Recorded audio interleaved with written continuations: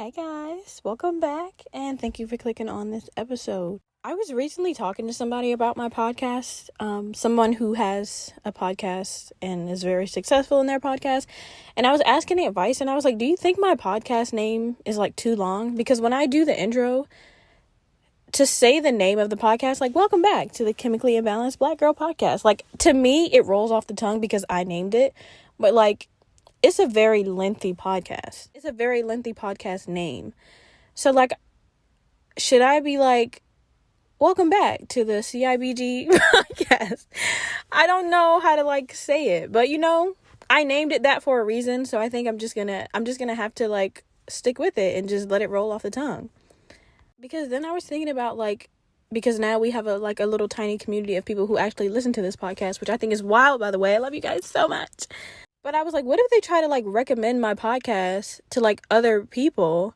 And they're like, oh, do you listen to any podcasts? And, like, yeah, I actually listen to this one podcast, and it's called the Chemically Imbalanced Black Girl Podcast. And I'm like, I'm not listening to that long-ass podcast title. First of all, I'm not typing that in. So I'm definitely not going to change the name because the name resonates with me so much, and I know it resonates with a lot of other people. But I just think that's so funny when we were talking about it. I was like, it is a very long podcast name. Also, I know last episode I said I was gonna, like, do new episodes every Sunday, but, like, see, I'm only on episode 13, and I'm already on my Corey Kenshin shit. Like, y'all know that spooky, scary Sunday shit, and he goes every Sunday, and that motherfucker don't drop for, like, 3 months.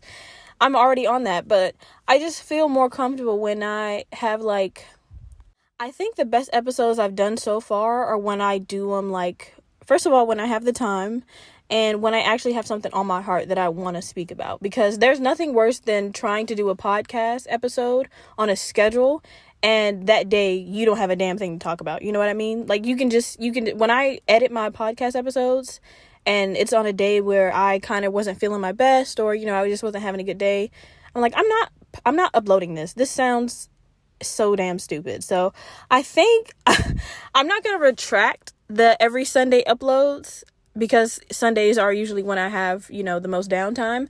But I'm just going to say that I'm going to post an episode whenever I have something really, really either funny or important that I want to talk about. But all right, guys, let's get right into the episode. I have actually a ton of stuff to talk about today, which is why we're doing an episode on Friday and not Sunday. But I might, if this comes out today on Friday, don't judge me, but if it comes out on Sunday, just know that it took a long time to edit because I be talking. I really do be talking to myself for like 3 hours, but it's cool. But this is what we made the podcast for. So today I want to do some questions of the day first. And I actually asked these questions on TikTok, and I got a bunch of answers that, first of all, I was not expecting to get. So everybody who answered the questions that I posted on TikTok, I really appreciate you guys for answering, because these are questions that I ask myself a lot, and you guys' answers were so different than mine. That's why I told every single one of you that your answer is going to be on this podcast. I'm not gonna do all of the questions I asked. I'm gonna do the 2 that I thought resonated with me the most, and the ones that the answers resonated with me as well. So maybe next episode I'll do the rest of the questions. So the first question that I asked was, what kind of life do you imagine yourself having when you daydream, and how is that life different from the one that you live now? And before I get to the answers, I asked this question because I'm a very lucid dreamer. I find myself staring off into space more than your average person. When I listen to music, sometimes I forget that I'm listening to a song, and I start, like, that song becomes like the background music to the life that I'm imagining while I'm listening to music, right? So I daydream quite often. And is that a coping mechanism to, like, get out of, reality? Yes, it is, but we're not going to talk about that. So like I said, a lot of you guys' answers were so different than mine. I had one woman, I'm not going to say anybody's names just because I don't want anybody to feel, I wouldn't do that. But there is a lady, she has this amazing podcast. It's called Black Women Evolve Podcast. And her answer was really nice. She basically said that she would live her same life with her child and her husband that she has now. But she would only tweak a little things, that they would be living in their dream house, with water in the back, you know what I mean? And that just really made me smile, because she was basically saying the life that I dream about is my life now, with just a little couple of tweaks. Like she even said in the video that she answered, the life that she daydreams about is attainable. Like she can get that job. They're actually working towards to get that dream house that she daydreams about all the time.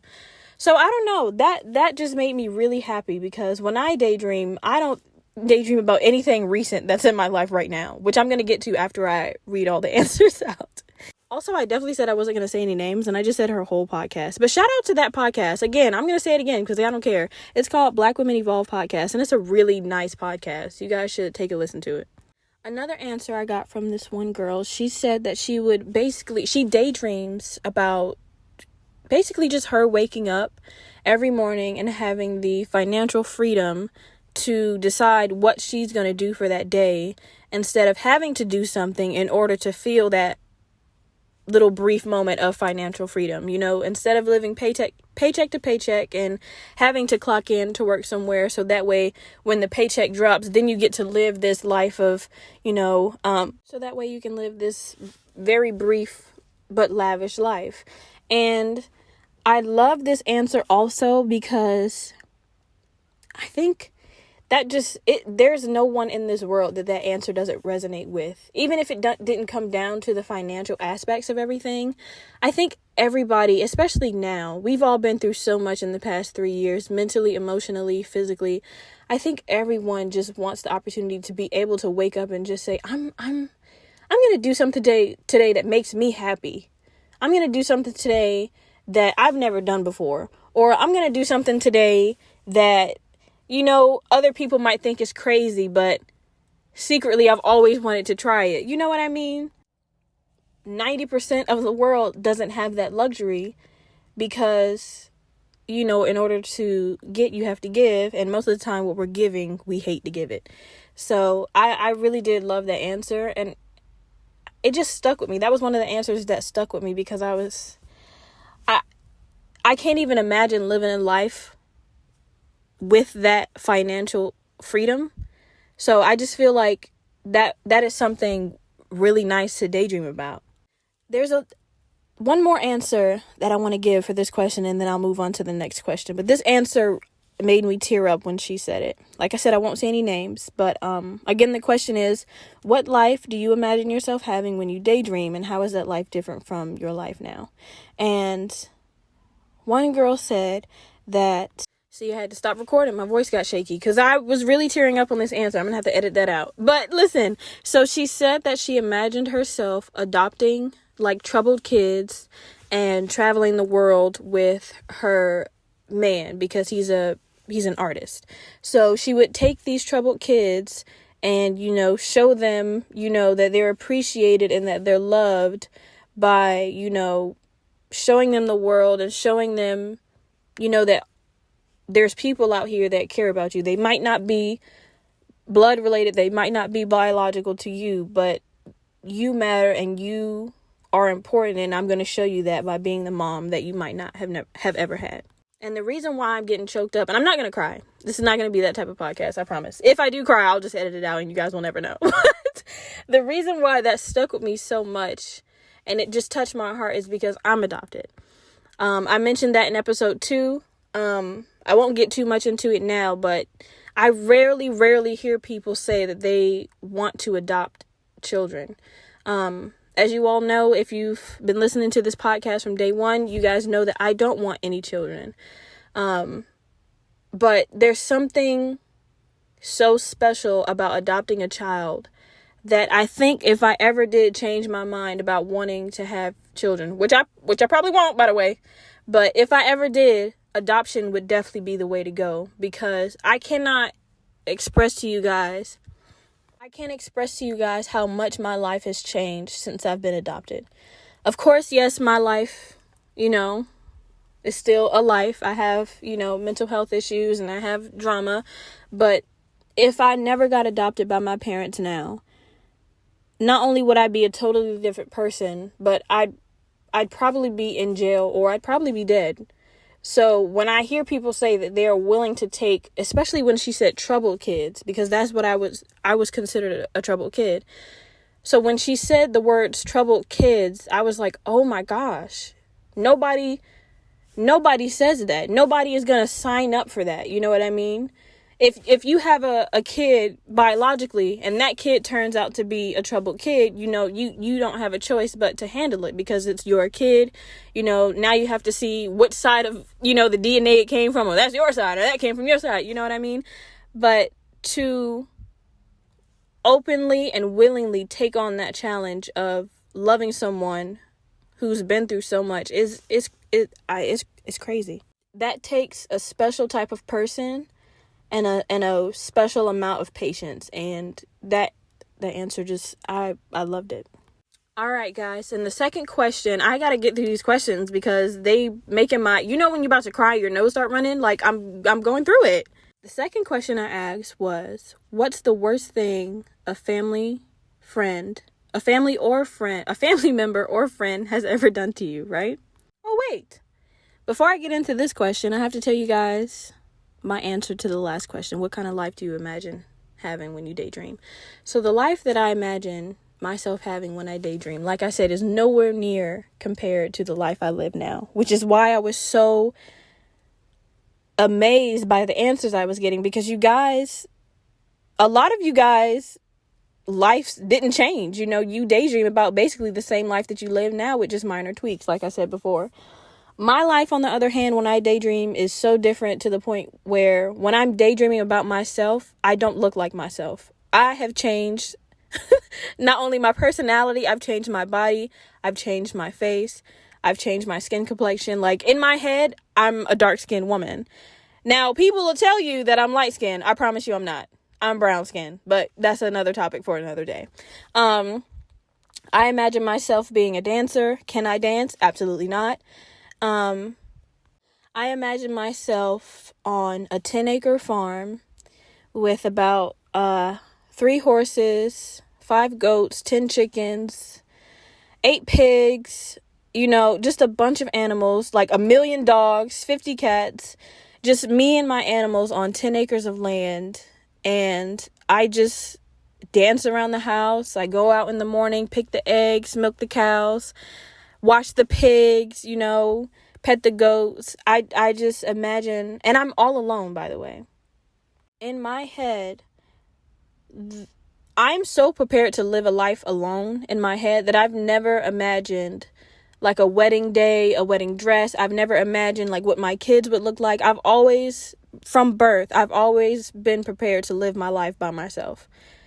And so now that I'm an adult and I am by myself, I'm just like, yeah, this is what I've always expected it to be. This is what I've always known it to be. And this is just what it is going to be.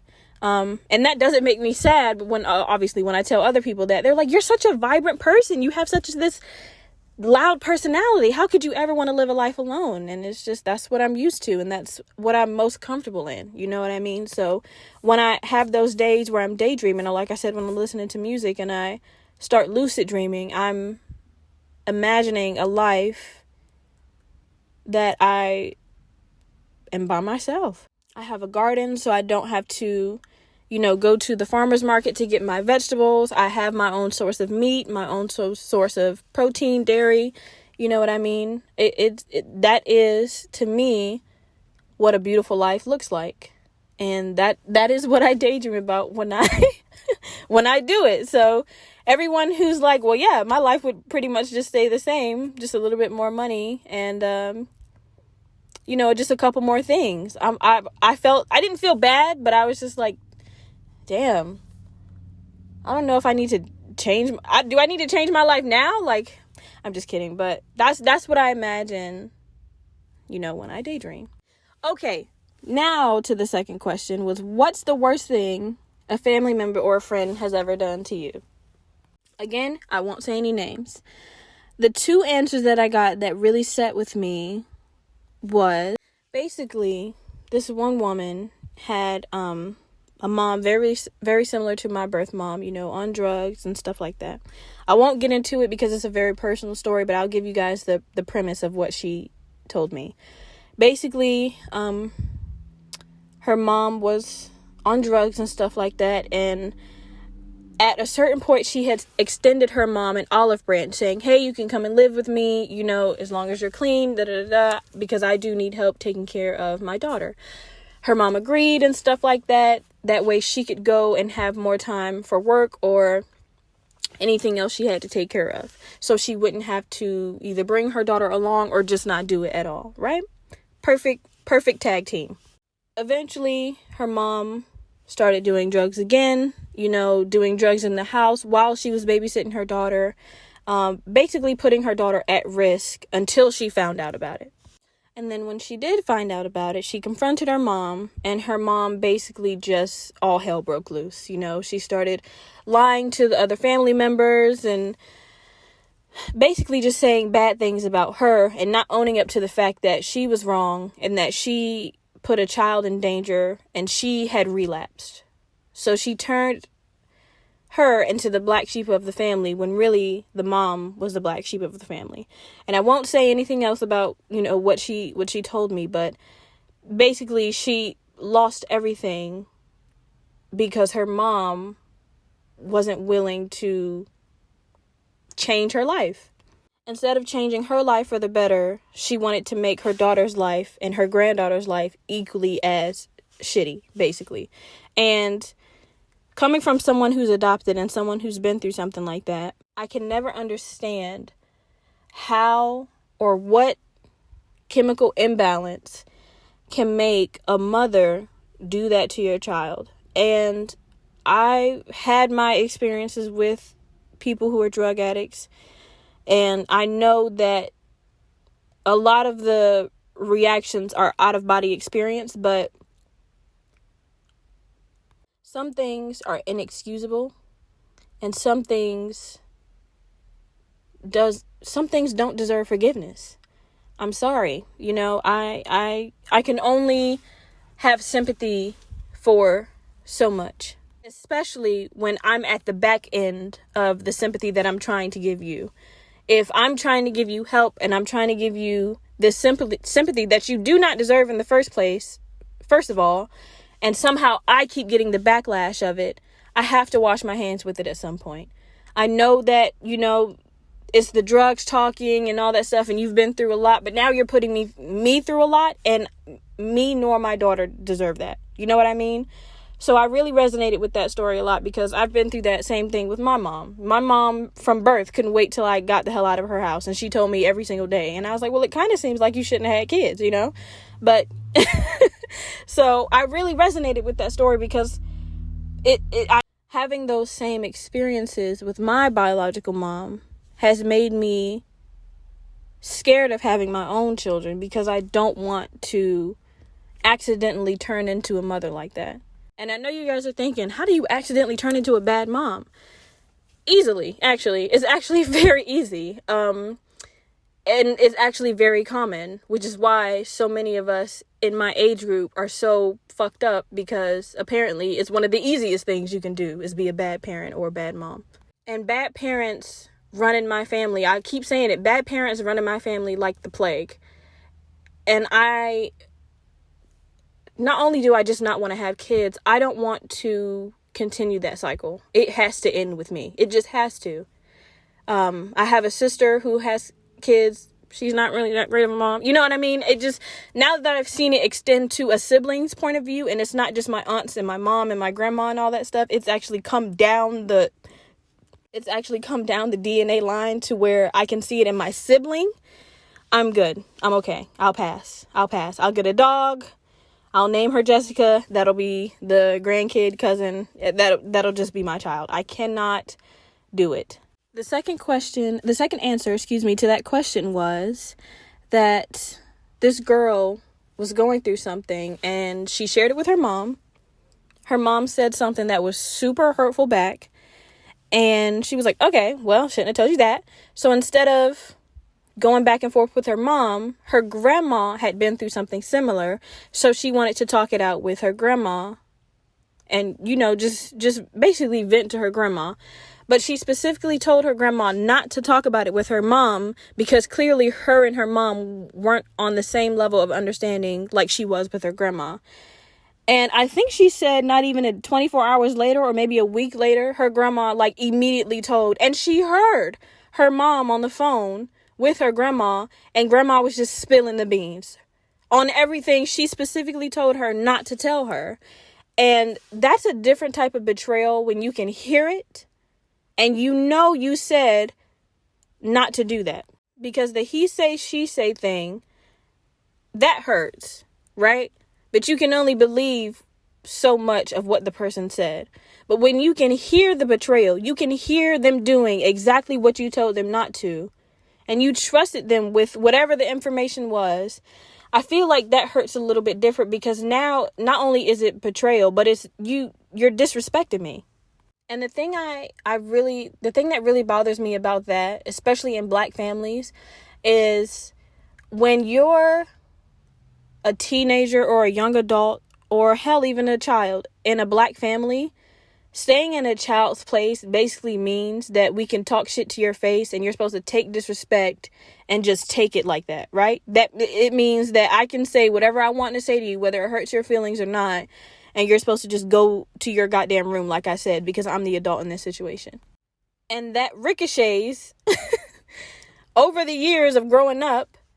And that turns into no contact when I become an adult or when I become a teenager. You know what I mean? That means that not only am I never going to tell you anything again, but that means when I get the choice, I'm never going to speak to you again, ever.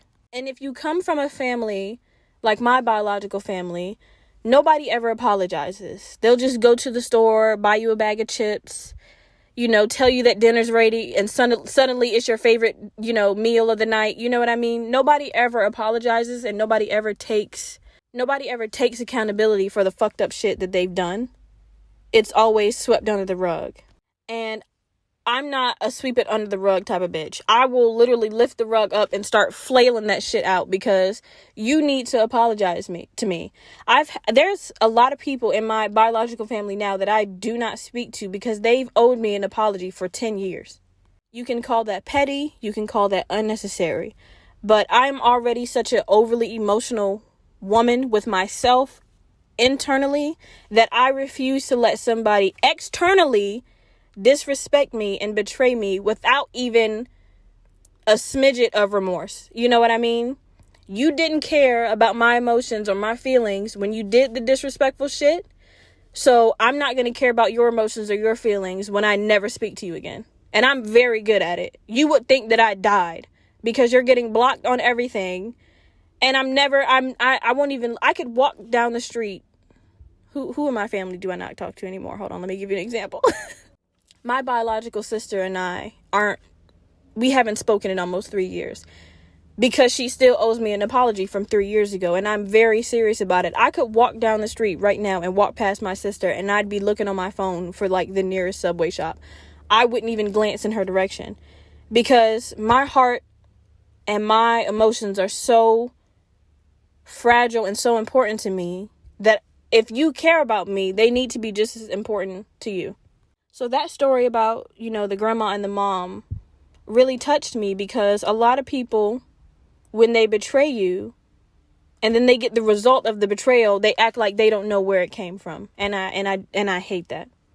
But okay, guys, those were the questions of the day. I know they were kind of heavy. I know if you're listening to this on your way to work or while you're in the gym, you're like, God damn, this girl she getting deep today. I'm sorry. I just had to get those out. Next episode, I'll mention the other questions I asked and the answers to those. All right, guys. Next, I want to do a little story time. And this story time, I was really debating if I wanted to tell this story because it's hilarious, but it's also super embarrassing.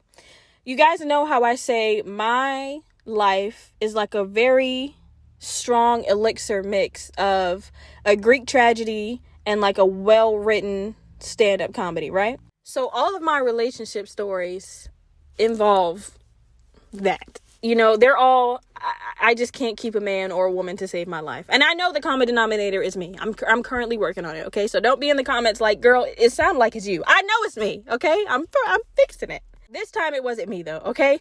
I've only been in like 4 relationships.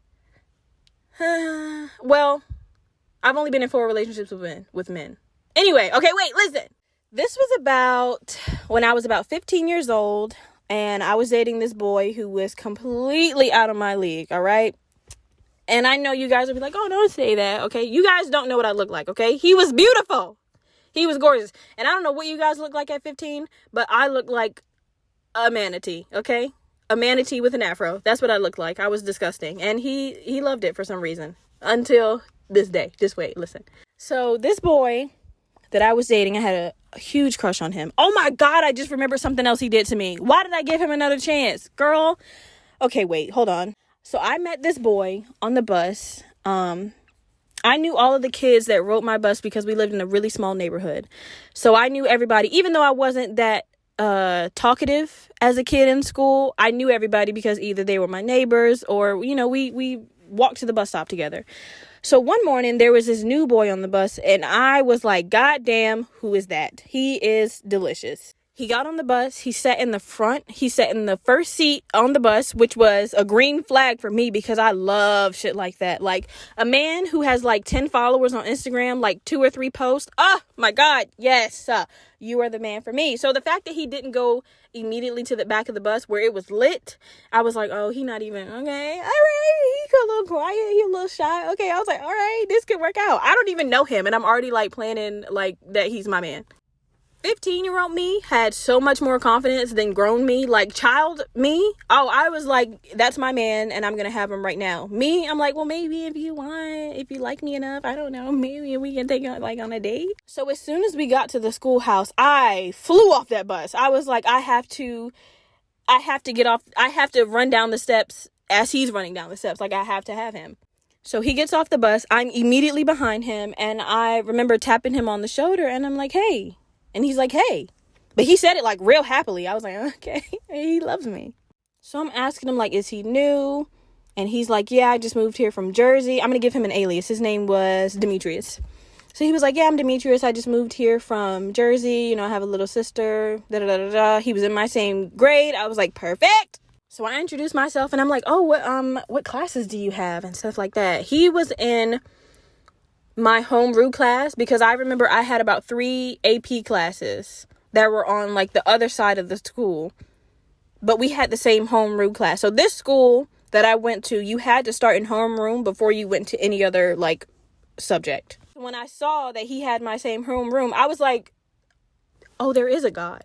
Like, what the fuck? I was like, yeah. Okay, but I was trying not to like, you know, show my excitement, right? So I was like, oh, like casually, like, oh, we have the same homeroom. Like, what are the odds of that? You know, Miss Green is so nice. You'll love her. That's actually my friend. Like, we get along. I'll make sure you pass all your tests. Like, I'm rizzing this guy up, right? So long story short, I ended up walking him to like every single class, even though, like I just said, my classes were on the opposite side of the building, but I was like right beside him like a lost puppy. I was like, no, it's fine. If you don't know where you're going, I'll happily walk you. Was late to every class, but it was, like I said, they were all AP classes. My teachers didn't give a fuck. They was like, sit down. So I did this for maybe 2 weeks straight. And when I tell you guys that this boy was beautiful, like when we were in lunch, I marked my territory quick because I knew the girls were going to be on him. And they still were. I'd be sitting right beside him eating that nasty ass square school pizza. And the girls would be like, oh my God, Demetrius, your hair is so curly. Oh my God, where'd you come from? Oh my God, none of the boys in the school look like you. You are so cute. You want to help me study after school? And I'm like, he's busy after school because I'm walking him home. You know, like I had to like let him know that was my man. Like, I love him. You can't even talk to him. Why are you over here? So after about a month of me being like totally obsessed with him and never leaving his side, he asked me to be his girlfriend. And I was not expecting that because he was so, I cannot stress this enough how out of my league he was. Oh my gosh. So when he asked me to be his girlfriend, I was gassed. I was like, oh hell yeah. In my mind, sir, we've already bought a house together. So of course I'll be your girlfriend. I've been your girlfriend. I'm in love with you. But anyway, I'm telling my friends, I'm telling my mom. She's like, okay, who is he? Like, let's meet him and stuff like that. Cause I'm like, this is my man. Like, I'm telling her about him every day. She was like, well, I would love to meet Mr. My man. I would love to meet him, like bring him over. And I'm like, okay, I will. Since you want to meet my man, I'll show you my man. Cause I think she thought I was lying because I was gassing him up. I was like, he is gorgeous. And she was like, okay, we'll see. Also, I forgot to mention that this man lived maybe 8 houses down from me, like around the corner and 8 houses down. So I could literally walk to his house. We rode the same bus. Like, he clearly lived in my neighborhood, right? So after school, I would always either walk him home or I would go home, change my clothes, do my homework, and I would walk to his house or we'd meet up at the park or whatever. We were 15, okay? We couldn't do a lot of stuff. So I remember asking him, I'm like, hey, when you get in the house, like, change your clothes, meet me at the park, and we'll walk to my house. My mom wants to meet you. He didn't text me back for like 3 hours. I was like, okay, something's going on. 3 hours later, he texts back like, oh, sorry, I fell asleep. As a 15-year-old, that's a valid excuse. I was like, well, we just got out of school. He probably tired.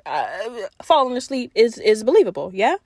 So I'm like, it's okay. You can still come over. Like, you know, we're about to eat dinner. You can eat dinner with us. My mom just, you know, wants to check you out. He was like, all right, cool. I'm on my way.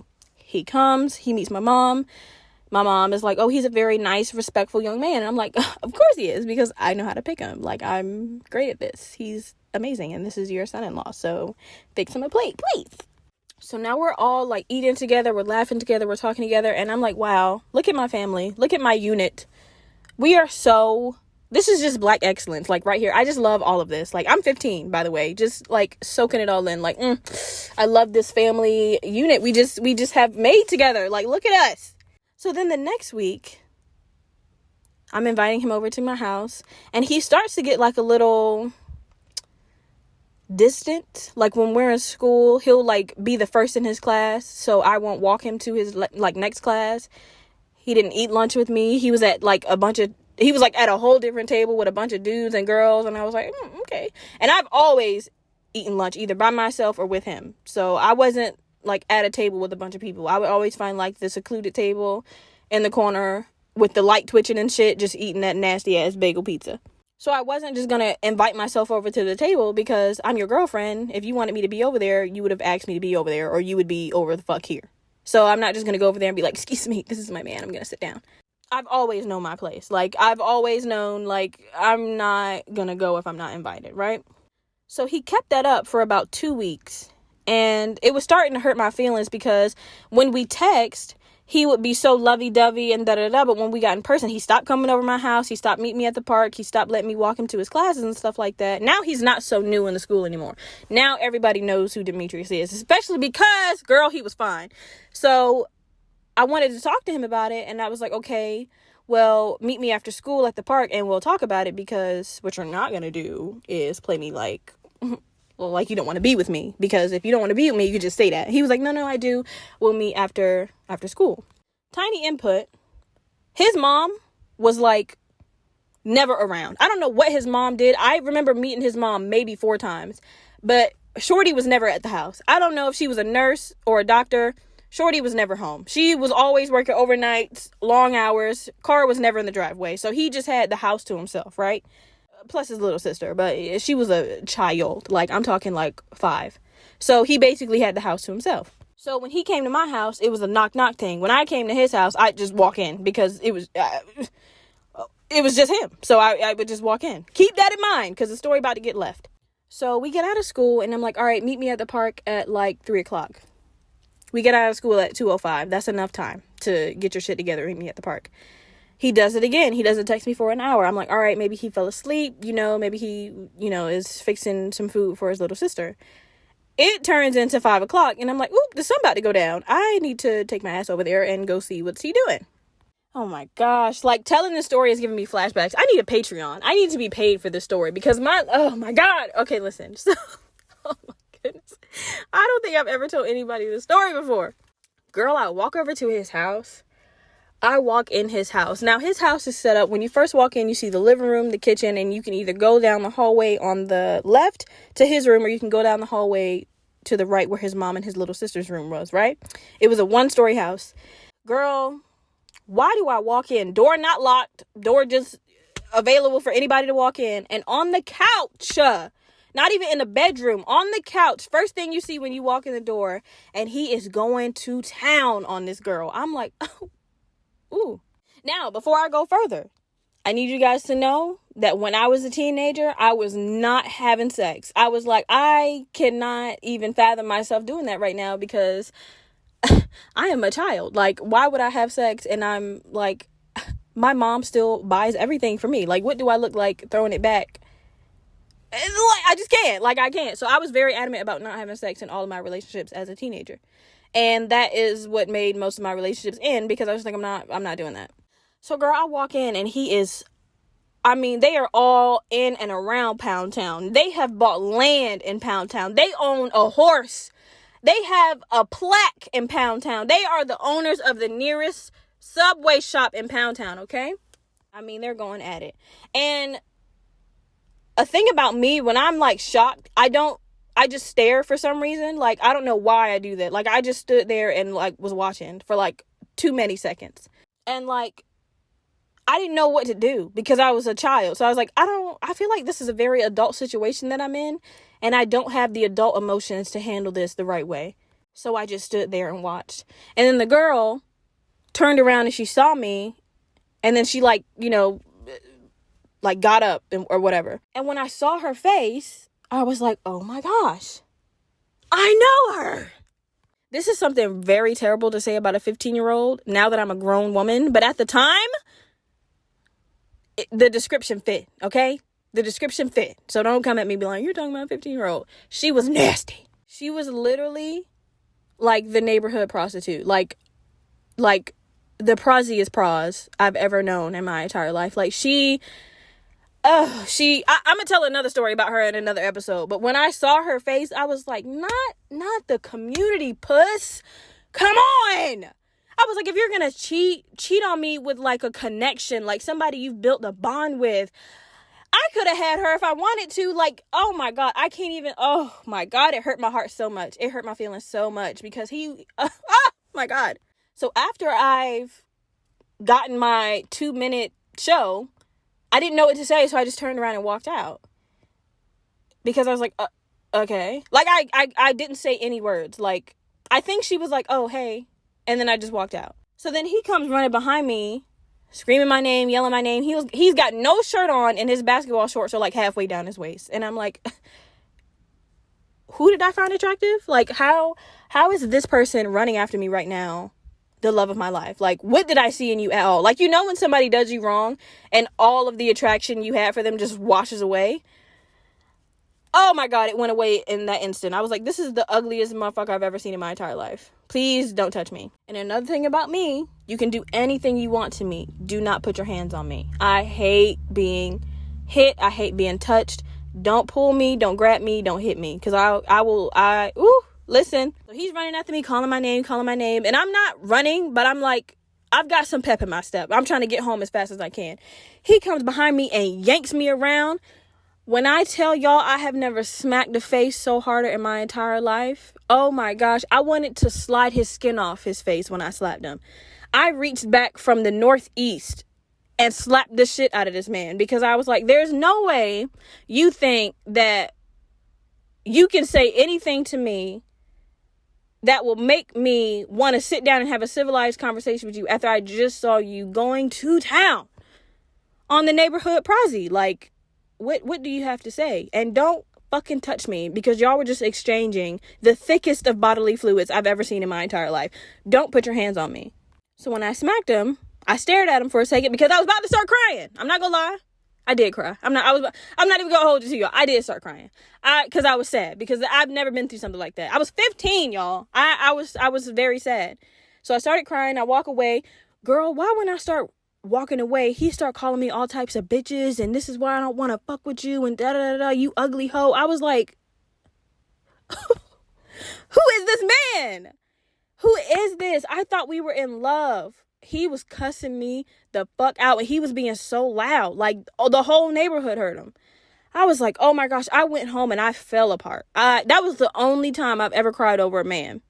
It just came out of nowhere. I was like, what happened to us? I love you. And I thought he loved me, but listen, horny 15-year-olds will do anything. Anything. Horny 15-year-old boys, horny teenage boys in general. Oh my gosh, they will do anything. And it's quite scary, actually. But I've never told anybody that story before, because it makes my stomach hurt when I think about it, because why would you do that to me? I was such a good girlfriend. And then, the worst part about it, he stopped riding my bus because he got like a girl to take him to school. And then he moved like 4 months after that. So I just never saw him again. And back then I didn't have, or did I have social media? I think I did, but I wasn't like using it a lot. So I didn't use it enough to give it out. So I didn't follow him on social media. I mean, I do now. Cause, when I was about 19, I was like, let me see what he up to. Girl, that boy got like 8 kids now. I said, funny how the turns tables. It's funny how the turns tables. But, yeah, that was my story of the time I caught my boyfriend sleeping with a prostitute. I know you guys are listening to this probably shaking your head like, this girl is the most unhinged person I've ever heard in my entire life. But listen, it happened to me, okay? I'm just telling you guys the story. Imagine going through it, okay? It was a lot for my 15-year-old heart to take. I was broken for a long time after that. But all right, guys, I'm going to wrap up the episode. I do want to talk a little bit about the community that I want to obtain from this podcast. I was talking to a coworker of mine, and she was telling me, she was like, don't you think that the title of your podcast excludes a lot of people, like men and different women of color? And I said no, first of all, because the title has nothing to do with what I talk about in the episodes. I want anybody of any color, man or woman, even if you don't identify as either, non-binary, anybody who has ever felt awkward or like a weirdo, or that you stand out, or that you just can't find a clique that you specifically fit in. This is where I want you to come and be like, I feel so at home when I listen to this crazy ass girl. I feel like she's living the same life as me, or someone close to having the experiences that I have. You understand? Because like I said before, all the podcasts that I listen to, they're rich people, or they're people who, already have their life settled, or they're self-help podcasts. I don't have the ability to give a self-help podcast because I need a self-help podcast. You know what I mean? But I kind of feel like this is my self-help podcast. And to get a community of people who have the same, emotions that I have the same chemical imbalances that I have. Even if you aren't medically diagnosed, even if you self-diagnose, you know yourself more than any doctor would. If you think you have depression, if you think you have anxiety, most of the time you do.